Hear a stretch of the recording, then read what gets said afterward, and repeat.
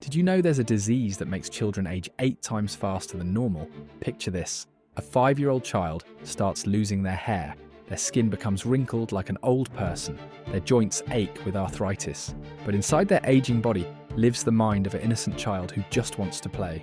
This nightmare is called progeria. It affects only 1 in 20 million babies. These children develop heart disease before they can even ride a bike. They look like senior citizens while still watching cartoons and playing with toys. Sam Burns lived with this terrifying condition. By age 17, his body was like that of a 120-year-old man. Imagine being a teenager, trapped in the body of your great-grandfather. Your friends are worried about pimples while you're dealing with baldness and wrinkled skin. The cruelest part, these children know something is wrong. They watch their bodies betray them while their spirits remain young. Families must watch helplessly as their child becomes elderly before their eyes. Most don't live past their teenage years.